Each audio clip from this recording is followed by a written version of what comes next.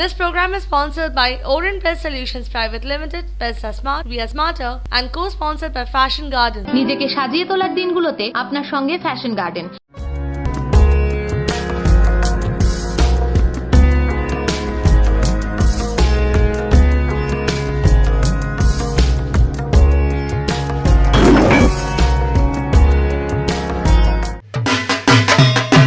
কলকাতার পুজোগুলোর মধ্যে অন্যতম ভবানীপুরে চক্রবেরিয়া সার্বজনীন দুর্গোৎসব, এবং এখন এই মুহূর্তে আমার সঙ্গে আছেন একদমই এখানেরই কাছের মানুষ, কাজের মানুষ এবং এই পুজো কমিটির একটা প্রধান উদ্যোক্তা। তার সাথে কথা বলে নেব।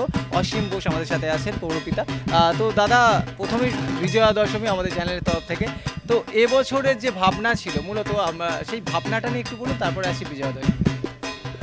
মূলত এবছরের চক্রবেরিয়া সার্বজনীনের যে ভাবনা নিয়ে বা সমাজের প্রতি যে দায়বদ্ধতা, যে বার্তা নিয়ে গেছিলো, সেটা হচ্ছে যে কমিউনাল হারমোনি, এবং তার কমিউনাল হারমোনিকে দেখাতে গিয়ে আমরা যেটা করেছিলাম সেটা হচ্ছে প্রকৃতির সম্প্রীতি। এই যে প্রকৃতির যে সম্প্রীতি, যে যার মতো নিজেদের মতো আছে, নিজেদের মধ্যে যেখানেই আছে বিরাজমান করছে সেইভাবেই, এবং আনন্দে করছে। তাদের মধ্যে কোনো লড়াই ঝগড়া নেই। কিন্তু আমরা মানুষ হয়ে কেন লড়াই করছি নিজেদের মধ্যে? India offers unity অ্যামিডস ডাইভার্সিটিস। নানা ভাষা, নানা ধর্মের মানুষ। মাননীয় মুখ্যমন্ত্রী বারবার বলে আসছেন এই কথাটা, যে কখনো এই যে বিভেদ একটা তৈরি করার সৃষ্টি হচ্ছে, সেই জায়গায় সেটা যাতে না হয়, বা যাদের এরকম মানসিকতা যেটা ফুটে আসছে, সেই জায়গায় তাদের যাতে শুভবুদ্ধির উদয় হয়, সেই জায়গাটাই মঙ্গলময়ী মায়ের কাছে আমাদের চক্রবেরিয়া সার্বজনীনের এবছরের পুজোর ভাবনা, এবং আমাদের এই প্রার্থনা মায়ের কাছে, মঙ্গলময়ী মায়ের কাছে, যে সবাই যাতে ভালো থাকে, আনন্দে থাকে, সুস্থ থাকে। কেউ যাতে ধর্মের নাম করে যারা করছে এই জিনিসটা, তাদের যাতে শুভবুদ্ধির উদয় হয়, এইটাই আমাদের বার্তা। প্রকৃতির সম্প্রীতির সঙ্গে সংগতি। তার সঙ্গে বলি, আপনাদের পূজা মণ্ডপের মায়ের মুখটা কিন্তু অভিনবত্ব আছে। মানে এই মূর্তিটা ধরতে গেলে মানে একদম মানে অন্যরকম। কলকাতার অনেক দেখেছি মায়ের প্রতিমা, তো সেক্ষেত্রে এই মূর্তিটা নিয়ে একটু বলুন যে কে বানিয়েছেন। এবং আমাদের আসলে এই থিমটার নাম হচ্ছে ভয়ম সর্বা, মানে হচ্ছে উই অল, আমরা সবাই। যখনই আমরা হচ্ছে, তখনই আমরা ইউনাইটেড। আমরা হলে শক্তপোক্ত একটা আমরা, সেই আমরার জায়গাতে। এবং এইটা যেটা ভয়ম সর্বা, এটা একটা বিষ্ণুর, তাঁকে সামনে রেখে দেখবেন মা যেরমভাবে বসে আছে, বিষ্ণু যেইভাবে থাকেন সেইভাবেই, মানে বসার জায়গাটা বা মায়ের টোটাল ব্যাপারটা সেরকম। কিন্তু সেই যে সাবেকিয়ানার মায়ের মুখ দেখলে, মা একটা আর্টিস্টিক, ডেফিনেটলি একটা থিমের প্যান্ডেল হচ্ছে। কিন্তু তার সঙ্গে আমরা সবসময় এটা চেষ্টা করি, কারণ আমাদের পাড়ার বয়োজ্যেষ্ঠরা তারা সবসময় চায় যাতে গেলেই একটা, ওই যে আমরা জিজ্ঞেস করি না কোথায় যাচ্ছি, আরে একটু ঠাকুর দেখে আসি। তো ঠাকুরকে দেখতে এসে ঠাকুরটা ঠাকুরের মতো করেই সেই শ্রদ্ধার জায়গাটাকে উঠে আসে।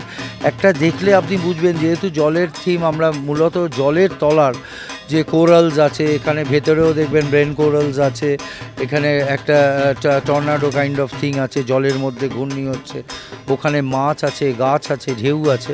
তো সেই জায়গা থেকে দেখবেন মায়ের যে অলংকার আছে, সেগুলো সবই শামুকের আকৃতি ধারণ করেছে, এবং সেই জায়গাটাকে আমরা রাখতে পেরেছি যে মাও এর মধ্যে, মানে মা তো সর্বত্র, মায়েরই সৃষ্টিকর্তা, মা সৃষ্টিকর্তা, আমরা সবাই মায়ের।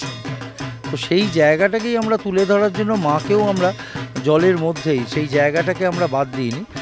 এটা শিল্পীর ভাবনা, এবং সেই জায়গাটাকে আমরা সরাতে চাইনি, বা আমাদেরও মনে হয়েছে খুবই কনভিন্সিং ব্যাপার, সেই জন্য এরকম একটা রূপ।